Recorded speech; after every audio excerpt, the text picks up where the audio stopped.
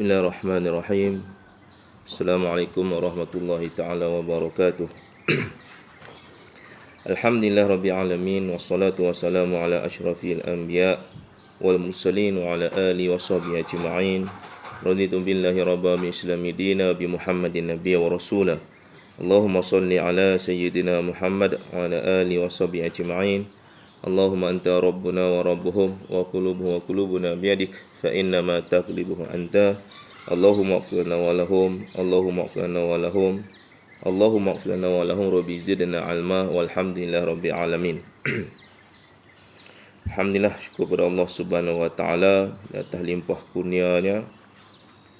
Insya-Allah kembali sambung muzakarah kitab Penawar Bagi Hati Syekh Abdul Qadir Al-Mandili. Bab seterusnya. Qala mu'allif rahimahullahu ta'ala, bab yang keenam pada menyatakan kasih akan kemegahan. Ini masih lagi dalam fasal-fasal ataupun perkara-perkara yang Allah larang, sifat-sifat mazmumah, dalam bahagian yang kedua. Yang keenam ini menyatakan kasih akan kemegahan. Ketahui olehmu bahawasanya kemegahan itu memilik ia akan segala hati yang dituntut akan taatnya. Kemegahan itu memilik akan segala hati yang dituntut akan taatnya. Seperti kaya itu memilik akan harta benda yang banyak. Dan keduanya sebab bagi menunaikan akan keinginan dan menyampaikan kepada tujuan. Dan bahawasanya kasih akan kemegahan itu satu kelakuan yang dicela, yang sebab bagi kebinasaan. Dijelas di sini sifat bermegah lah, megah. Bahasa lainnya itu nak orang puji, nak orang sanjung, bermegah. Jadi dia ini akan menguasai hati kita. Hati kita ni akan merasa dia siapa pun sekali akan ada sifat ni, sifat megah ni, nak menunjuk ke orang, nak orang kata dia ni hebat, nak orang kata dia ni dia paling bagus. Ini benda-benda yang perlu dilarang dalam hati kita, kena buang sungguh-sungguh. Kenapa? Dalam hati ini bila kita buat satu benda tu, dia akan datang. Syaitan ni, nafsu ni akan usaha untuk kita jadi sesat, usaha untuk kita jadi jatuh dalam jurang kecelakaan di sisi Allah, wa na'udzubillahi min zalik. Sama seperti kaya memiliki harta benda yang banyak. Kaya ni, maksud kaya di sini yang ulama tulis, dia nak harta benda banyak. Bila harta benda banyak, mana kononnya dia bahagia, dia boleh buat macam-macam. Tapi sebenarnya tidak. Sama jugalah, kalau dia ada kemegahan, dia boleh hebat. Sebenarnya tidak. Sekadar atas muka bumi sajalah, tapi tidak ada apa-apa manfaat. Wa na'udzubillahi min zalik. Dan dua-dua benda ini akan merosakkan kita, akan menjadi celah. Cara mana sangat kita boleh dapat kemegahan atas muka bumi ini, cara mana sangat kita akan kaya, tapi semua ni akan merosakkan kita. Wa na'udzubillahi min zalik. Dan berfirman, ya Allah sebut kepada kita pada auzubillahi minasyaitonir rajim, man kana yuridul hayatad dunya wa zinataha nuwaffi ilaihim a'malahum fiha wa hum fiha la yubkhasuna ulaika allazina laysa lahum fil akhirati illa an-nar wa habita ma sana'u fiha wa batilun ma kanu ya'malun. Sadaqallahul azim. Ini surah Hud ayat ke-15. Barang siapa ada ia menghendaki dengan amalnya akan hidup dunia, dan piasannya nescaya kami sempurnakan kepada mereka akan balasan segala amal mereka dalam dunia, dan mereka tiada dikurangkan akan satu dalamnya, bermula mereka itu yang tiada ada bagi mereka itu pada akhirat melainkan api neraka, dan batal oleh barang yang membuat mereka itu, maka tiada ada pahala di akhirat. Dan batal barang yang mengerjakan mereka itu dalam dunia daripada segala kebajikan. Bermula ini ayat melengkapi juga akan kasih akan kemegahan. Ini Allah bagi amaran kepada kita. Siapa yang hidup dunia ni dan pihasan, nescaya dia nak, dia kehendaki, dia hidup atas muka bumi ni, dia buat amal ibadah, dia buat segala kebajikan, dia nak kehidupan dunia, dia nak piasaan dunia, dia nak dapat ganjaran dunia, nescaya kami sempurnakan. Allah kan bagi. Allah ni dia bersifat dengan Ar-Rahman. Ar-Rahman ni maknanya pemurah, ataupun kata ulama pemboros. Boros Allah ni bukannya satu kecelaan. Dia beza dengan kita manusia boros ni tak boleh. Tapi Allah ni Maha Pemboros, dia bagi. Padahal apa dia bagi pada orang-orang yang buat bukan kerana dia, buat kerana dunia, buat kerana manusia. Tapi nak katakan Allah ni maha kaya, maha hebat, maha pengasih, dan juga memberikan keborosan kepada manusia, dia bagi. Nak buat, nak dapat kepentingan dunia, nak dapat kemegahan dunia, dia bagi. Nescaya kami sempurnakan bagi mereka itu akan balasan segala amal mereka itu dalam dunia, bagi. Okey, Allah tak bagi. Tapi kena ingat, dan mereka itu tiada dikurangkan akan sesuatu di dalamnya. Bermula mereka itu yang tiada akan bagi mereka itu pada akhirat melainkan api neraka. Tapi di akhirat, dia akan tahu. Kita tengok ni ramai lah orang, padahal dia tak semayang pun. Ada yang mulut-mulut, wa na'udzu min zalik. Mudah-mudahan Allah bagi hidayah pada mereka-mereka yang Allah bagi sedikit ujian. Ujian apa? Kekayaan. Dia pun bercakap mulalah. Contoh. Kalau ada, mudah-mudahan Allah bagi petunjuk dan hidayah. Aku tak semayang pun aku kaya. Aku tak puasa pun aku kaya. Elok aku tak tutup aurat pun pakai seksi macam ni, aku kaya. Aku hidup senang, boleh makan. Hampa makan apa? Hampa buat apa? Ini satu perkataan yang kononnya seolah-olah dia dah hebat lah. Kononnya kalau dia tak ada masalah pun. Tapi kita kena ingat, Allah kata, hamba nak megah dunia, aku bagi. Itu tak? Tengok Fir'aun, Allah Ta'ala bagi. Tengok Namrud, Allah Ta'ala bagi. Tengok Qarun, Allah Ta'ala bagi. Tengok Abu Jahal, Abu Lahab, Allah Ta'ala bagi. Allah bagi. Allah Ta'ala bagi pada musuh-musuh Allah ni. Atas muka bumi kau dapat semua. Tapi kena ingat, bila di akhirat nanti, semua amalan itu tak ada guna. Dan mereka ni akan diletakkan dalam api neraka. Allah na'udzu min zalik. Dan batal oleh barang yang buat mereka itu. Apa saja mereka buat? Orang kafir yang rajin sedekah, subhanallah tabarakallah, sedekah lebih pada orang lain. Dia sedekah, dia buat satu benda hanya nak tunjuk pada orang dia ni orang yang paling banyak sedekah, paling terkenal dekat dunia ni, orang paling sedekah. Allah bagi. Ini contoh. Kalau ada begitu, kita kena tinggalkan. Tak boleh. Kerana kita buat ni semata-mata lillahi rabbil alamin, bukan kerana makhluk, bukan kerana manusia. Sebab kita akan rosak kalau buat kerana manusia. Rosak kat mana? Rosak akhirat. Atas muka bumi ni konon tak ada rosak, elok apa semua. Tapi sebenarnya kita tidak tahu apa yang Allah sedang uji dia atas muka bumi ni. Kalaulah mati dalam keadaan rosak dengan harta benda, dengan kemegahan, maka dia nanti di akhirat semua itu tidak ada pahala dan batal segala amalannya. Ini Allah sebut dalam surah Hud tadi. Dan batal barang yang mengerjakan mereka dalam dunia daripada segala kebajikan. Bermula ini ayat melengkapi juga akan kasih, akan kemegahan. Semua benda yang dibuat kebajikan atas muka bumi ini terbatal, maka dilemparkan dalam api neraka. Kerana bahawasanya kemegahan itu sebesar-besar kesedapan daripada segala kesedapan hidup dunia. Ya, megah. Duduk. Boleh buat macam boleh buat macam-macam. Seronoklah. Macam-macam ada. Tidak rumah besar, ada kenderaan, ada orang dia jaga, duit banyak, boleh suka hati nak buat itu, boleh pecat orang, boleh hire orang, suka-suka hati atas muka bumi. Boleh macam-macam nak beli tu, beli tempat ini kerana nak tunjuk simpan banyak-banyak barang, tak guna pun, pakai satu je. Ini semua ini kesedapan hidup dunia. Pandangan mata manusia seronok, telinga dengar pun sonok. Telinga kata, hang dah berapa kereta? Oi, banyak kereta aku. Ada Bentley, ada Mercedes, ada Ferrari, ada Lamborghini, nak keluar baru Aston Martin. Oi, macam-macam. Ya, sedap lah orang cerita. Bercerita memang sedap lah.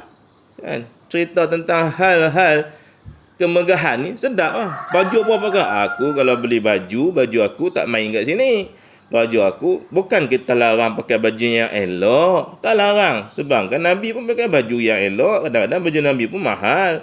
Mahal kena dengan harganya. Sesuai. Tepat, adil dengan harga pakaian itu. Itu tak dilarang. Tapi ini, pakai subhanallah tabarakallah. Seronok cerita. Baju banyak tapi pakaiannya berapa? Satu je. Kadang-kadang kata pakai, beli tak pakai pun ada. Kita dengar. Ni beli tak pakai lagi pun ada. Nak menunjuk ke orang. Tujuannya untuk menunjuk, bukan untuk ibadah. Kita beli pakaian, tujuan untuk ibadah. Mudah kita ibadah, tahan lama, selesa. Itu elok, tak larang. Tapi tujuan nak tunjuk, supaya sedap cerita dengan orang. Sedap mulut cakap cerita dengan orang. sedap telinga dengar orang dengar cerita, orang cerita pada kita pun sedap dengar, sedap mata memandang, buka mari banyak baju mahal, ni daripada Paris, ni daripada London, ni daripada dari Itali, macam-macam. Wa na'udzu min dzalik. Jadi inilah kesedapan dunia yang boleh merosakkan manusia. Sebanyak-banyak atas muka bumi boleh buat. Tapi ingat, di akhirat esok kita nak jawab apa? Macam kita dengar kisah lah. Seorang tukang potong kayu. Bila mana ringkas cerita raja nak mati, siapa nak dapat hartaku separuh, maka duduk dalam kubur sama dengan aku selama 40 hari. Jadi tukang potong kayu ni malah dah nak raja, bini dia pun duk paksa abang kita ni dah asyik makan kais pagi, makan pagi, kais petang, makan petang. Apa kata lah ni kita pergi, takkanlah tak boleh nak duduk dalam kubur 40 hari. Lah hutan masuk seorang-seorang pergi terbang hutan pokok malam-malam, gelap-gelap dengan binatang buah. Ini kubur saja dengan mayat, apa sangat, dia kata. Betul, dia pun kata betul juga, apa sangat, kata. Duduk 40 hari je dapat separuh harta raja. Harta raja ni bukan harta makcik Kia. Itu harta raja banyak. Separuh pun berapa banyak lah. Dia kata okey, no problem. Masuk dalam kubur, duduk dengan raja tadi tu, pegang kapak sebiji habuan untuk hati-hati kot ada benda nak datang ke, dia boleh ketuk kapak yang dia gunakan. Masuk dalam kubur, hari pertama saja lepas orang tanam, dia pun duduk. Hari pertama datanglah malaikat Munkar dan Nakir. Munkar Nakir ni nak tanya soalan pada si mayat. Tapi tak. Dia pergi tanya soalan, dia pusing. Hang ni siapa? Tanya tukang tebang pokok, cari kayu api ni. Aku ni tukang kayu api, tukang tebang pokok, ambil kayu api. Mai sini teman mayat raja ni 40 hari. Janji dapat gitu gini lah. Benda apa kat tangan? Kapak, hati-hati. Kapak. Okey. Naik. Tanya tu lah. Esok mari turun balik semula. Tanya lagi. Kapak ni beli mana? Soalan-soalan dia, mafhum dia budak kisah ni diriwayatkan tu. Kapak ni beli mana? Kapak ni dapat mana? Beli. Oh, beli. Naik. Esok hari ketiga turun lagi. Beli dekat mana? Beli dekat pasar lah. Naik pula. Turun balik. Beli guna apa? Beli guna duit lah. Naik pula. Turun balik. Duit dapat mana? Lah, duit saya kerja. Cari kayu api, jual dapat. Lepas tu beli kapak ni. Kerja. Naik pula. Turun pula. Beli dengan siapa? Curi harta ke? Harta curi ke? Harta orang buat ke? Puas. Naik turun tanya. Ambil kayu api kat mana? Lah, hutan lah. Kat mana lagi? Hutan banyak kayu api. Naik pula turun. Hutan tu siapa punya? Sudah parah kata hutan siapa punya. Hutan tu hutan kerajaan punya. Reserve. Boleh pakai. Kan? Habis. Jual kat mana? Duit makan apa? Tu habis. Tu kapak sebiji. Dia pun fikir, kata kalau kapak ni biji ni pun mampu aku nak jawab.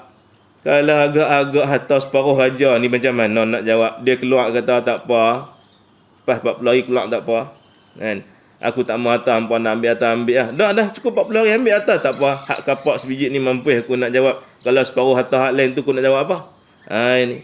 Orang yang akan rasa kemegahan ke atas muka bumi seronok ah. Seronok. Dengar betul tak? Bini dia seronok dengar ah. Seronoknya dapat harta banyak. Ya Allah kan. Bukan susah mana pun seronok. Nak pegang, nak rasa. Tapi semua atas muka bumi. Bila di akhirat esok semua tak ada apa. Batal. Kalau dia buat hanya semata-mata kerana selain daripada Allah Jalla wa'ala. Dan ketahui olehmu bahawasanya kemegahan itu tiada dicela akan dia semata-mata semacam-macam dengan harta. Tiada dicela semata-mata. Maksudnya apa? Ketahui olehmu bahawasanya kemegahan itu tiada dicela akan dia semata-mata. Bukan megah ni tak boleh. Bukan dicela kemegahan itu semata-mata megah. Dia ada sebab lain. Maknanya bila megah saja dicela. Bukan begitu. Tidaklah semua kemegahan itu dicela. Kan? Dicela. Maknanya bila megah dicela. Dimarah Allah. Diberi dosa oleh Allah. Itu. Semacam dengan harta tiada dicela semata-mata. Jadi bila ada harta Allah cela. Bukan. Nanti disebut tadi tu. Bila ada harta dicela. Banyak harta dicela. Tidak. Bukan begitu. Bukan sebab ada megah dicela oleh Allah, ada harta yang banyak ataupun harta sikit dicela oleh Allah. Bukan semata-mata itu. Ada sebab yang mendatang kepada membuatkan benda ini dicela. Megah ni dicela ada sebab dia, harta ni dicela pun sebabnya ada. Bahkan ada juga kemegahan yang dipuji. Ni kata Syekh Abdul Qadir Al-Mandali, ada benda yang dipuji oleh Allah Subhanahu Wa Taala. Megah ini ada yang dipuji, harta ini yang kita ada pun Allah puji kalau kita buat kena dengan cara dia. Dan berhajat kepadanya yang megah itu oleh manusia. Manusia memang Allah jadikan fitrah ni suka kemegahan. Jadi ulama susun berpandukan pada Quran dan hadis, ada megah yang boleh dipuji oleh Allah, ada megah yang dilarang oleh Allah. Jadi yang banyaknya memanglah megah yang dilarang lah kita buat ni. Seperti berhajat ya kepada sedikit daripada harta. Itu mana berhajat pada harta untuk diguna pakai, untuk kita pergi beli. Kalau tak ada harta ni kita tak boleh nak beli barang. Pergi ke TS, pergi ke Tesco, pergi ke Giant, pergi ke Icon Safe, nak beli barang pergi ke pasar tapi tak bawa duit. Sekarang tak bawa duit dah. Bawa apa? Kad saja. Kad kredit. Tunjuk. Buhpin, senang. Mana nak tak nak kena ada. Jadi boleh tak kita ambil harta? Boleh. Bukan tak boleh langsung zuhud sampai tak ada harta, tak ada boleh nak makan. Ada mereka-mereka ini yang makan-makan yang tinggi sisi Allah tu cerita lain lah. Ini cerita kita orang awam kan. Jadi mana berhajat sesuatu pada harta, nak beli rumah, nak bagi makan anak bini, perlu pada harta di zaman sekarang ni. Ada duit, ada itu, nak kereta, nak rumah, nak amari, untuk keperluan-keperluan itu semua tidak dilarang. Tujuannya untuk memudahkan, menyenangkan kita, untuk kita mudah beribadah kepada Allah, itu adalah digalakkan, diharuskan. Maka tiap-tiap kemegahan yang dikehendaki akan dia kena menyampaikan kepada yang dipuji. Maka itu dipuji seperti kemegahan seorang di sisi raja yang menolak ia dengan dia akan zalim. Itu maknanya kalau dia tak ada pangkat, dia akan dizalimi oleh raja. Raja tu zalim dah kan. Dia zalim dah.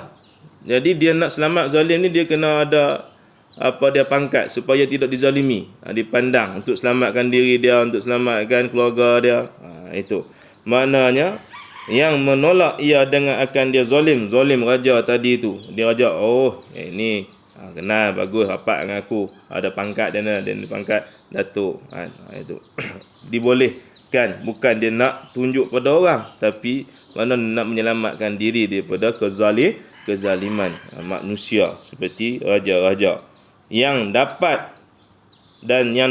ia dengan yang memberi nasihat akan raja. Contohnya raja ni tak pernah dengar nasihat kalau takat orang-orang biasa saja kan, orang-orang yang tak ada apa-apa pangkat padanya. Jadi bila dia ada pangkat, contohnya pangkat apa? Doktor ke, pangkat profesor ke, pangkat datuk ke, Tan Sri, dia raja ni tengok, ni dia ada pangkat, dia duduk ada kedudukan, ada kemegahan tadi itu. Maka bila dia nasihat, raja dengar. Jadi perlu kepada itu, maka itu diharuskan, maka dibolehkan dengan sifat kemegahan tadi itu kan. Itu tujuannya untuk nasihat raja. Bukan saja nak dapat kemegahan, nak tunjuk pada manusia. Ini maknanya tujuannya megah tadi itu untuk memberi nasihat kepada raja-raja tentang apa yang dibuat itu salah. Maka dia akan dengar pada mereka yang ada title, ada gelaran, ada sijil, ijazah, apa sajalah yang membuatkan kita rasa benda itu boleh membuatkan manfaat kepada menerangkan tentang agama Allah kepada mereka seperti raja-raja yang zalim ataupun jahil. Kalau orang biasa mana boleh kan, pergi cerita, kita pergi jumpa raja saja tak boleh, mesti ada pangkat, mesti ada kedudukan. Itu tujuannya adalah kerana Allah Jalla wa'ala. Pokok pangkalnya ada harta itu kerana Allah, ada pangkat kemegahan itu juga kerana Allah, barulah selamat. Dan ketahui olehmu bahawasanya ubat bagi kasih akan kemegahan. Ini ubat dia punya vaksin dia. Vaksin kemegahan itu bersusun daripada ilmu dan amal. Nak buang kemegahan, kena ada ilmu dan amal. Dia tak boleh ada ilmu saja. Kita ada ilmu sekarang tentang kemegahan. Tahu megah ni tak baik, megah ni dilarang oleh Allah, benda yang dicela oleh Allah. Sikit saja bahagian yang kita boleh ambil untuk kemegahan, tujuannya untuk agama. Tahu, tapi tak amal. Maka ini pun tak guna juga. Dia beramal, Tak buat tapi tak tahu ilmu, amal dia salah, maka tak boleh juga. Maka dia mesti kolaborasi dua ini. Kena ada ilmu dan kena ada amal. Barulah kita boleh berjaya untuk mengawal diri kita daripada duduk dalam perkara yang dilarang oleh Allah, terutamanya bab kemegahan ini. Adapun ilmu, maka mengetahui akan segala kebinasaan. Ilmu ni tahu apa binasa kalau kita ada sifat kemegahan di dunia ini, yang bersegera dalam dunia. Binasa atas muka bumi ni apa dia kena tahu. Tu kata maksud ilmu tadi tu. Seperti dengki atasnya oleh manusia. Dengki. Bila dia suka dengan sifat kemegahan, orang duk sebut-sebut, orang duk sanjung-sanjung, maka dia mula ada sifat dengki dengan manusia yang lain, binasa atas muka bumi dah.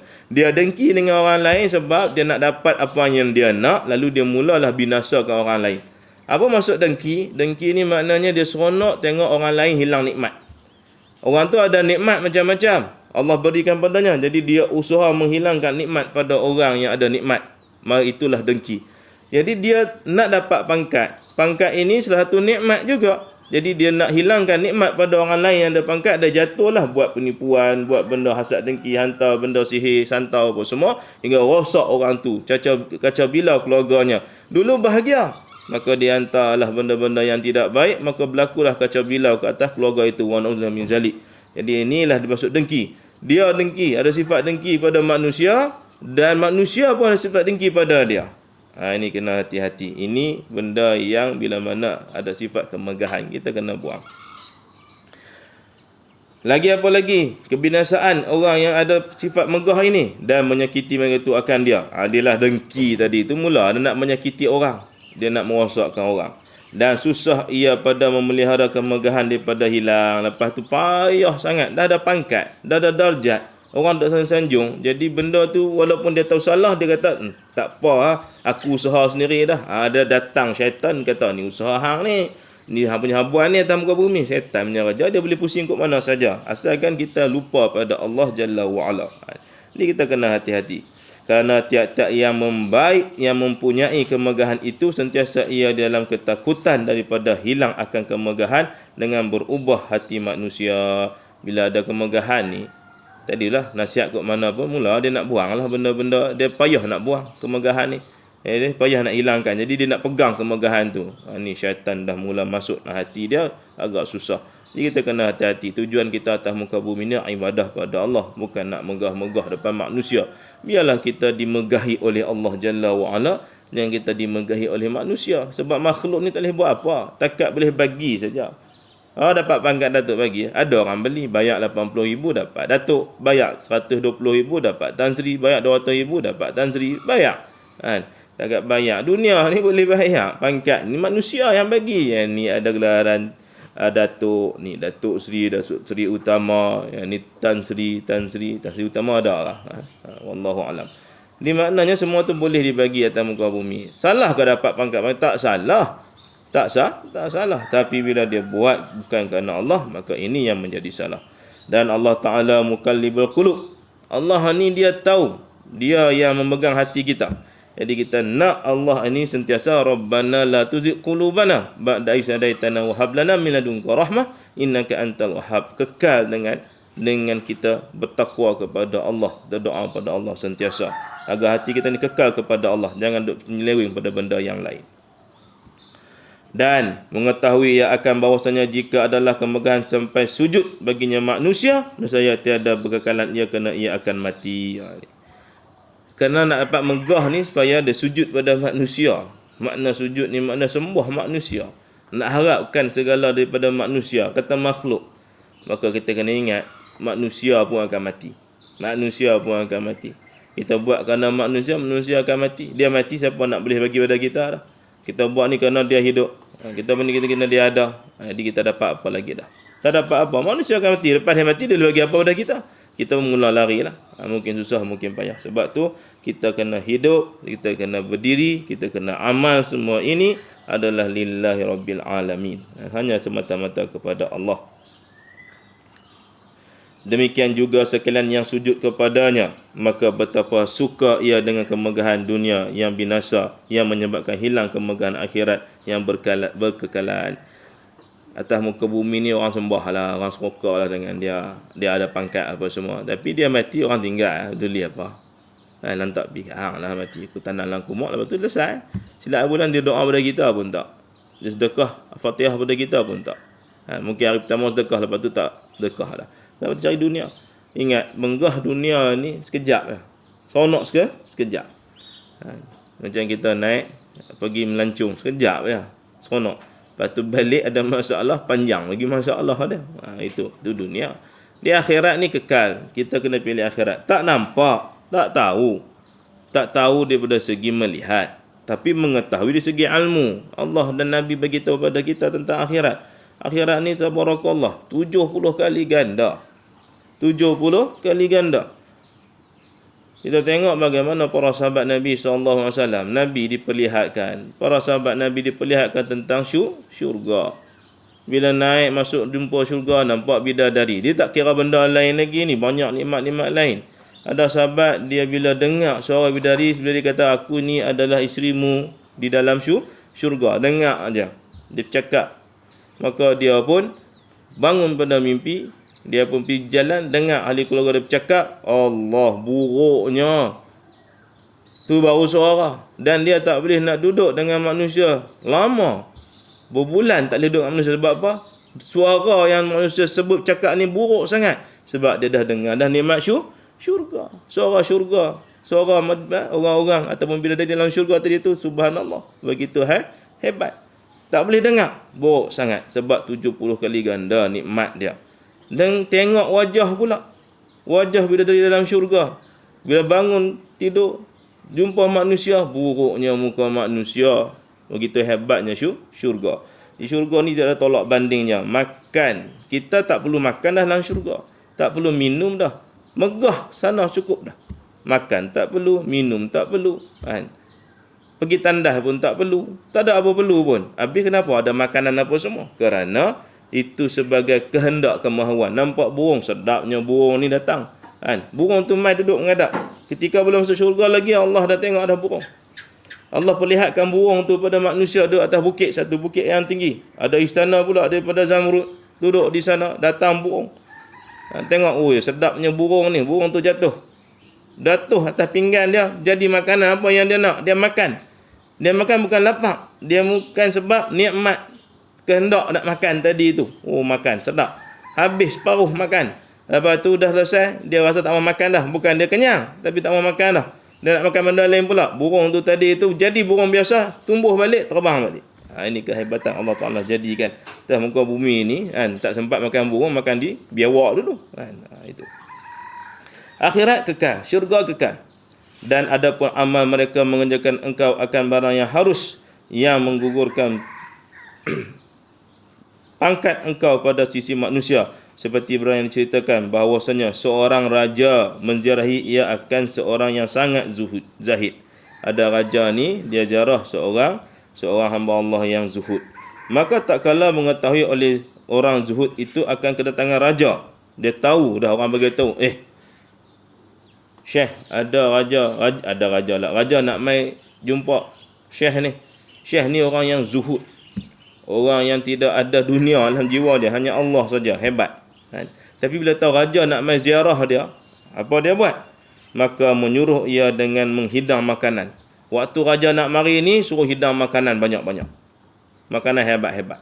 Maka makan ia dengan bersengatan loba. Makan pula bukan makan sopan lah, tapi loba makan. Kejap makan ni, kejap makan ni, kejap makan ni. Makan banyak. Dan membesarkan ia akan suapan. Waktu makan pula, Allah hodoh penuh makannya. Itu. Supaya hilang zahidnya.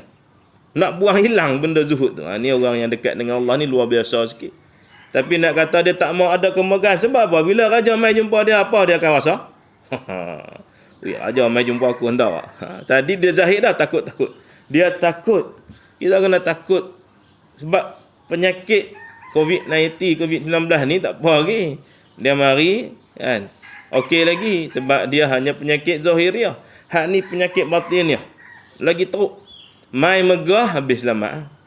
Boleh juga COVID-19 ni. Tengok aku makan ni. Tak sakit pun. Hampa tu degih. Dia jadi megah kat situ pula. Wa na'udzubillah min zalik. Kena buang benda ni. supaya hilang zahidnya dari dalam hati raja. Sebab raja duk dengar dia ni zuhud, bagus apa semua. Dia raja pun nak pergi jumpa lah, mungkin minta doa ke apa semua. Bila dengar, dia pun makan banyak-banyak tempat raja pun. Maka tak kala melihat akan yang demikian oleh raja itu, maka berpaling ia bila raja tengok apa orang kata ni zahid. Apa makan, dah lah makan banyak, gelojoh pula. Zahid apa? Hilang. Takut nanti raja bagi pangkat ataupun dia rasa megah, dia nak suruh orang hina dia. Ni nak suruh hina sampai tu lah manusia yang nak hilangkan kemegahan. Kita ni cari juga. Ya memang kita cari-cari. Tapi mudah-mudahan minta Allah lindung daripada apa yang kita tidak ketahui. Sebab benda ni kita tak tahu. Jadi kita kena sentiasa jaga. Sebab megah ni orang bagi duduk kat pejabat ke, duduk kat dalam mana-mana tempat lah, pangkat. Itu.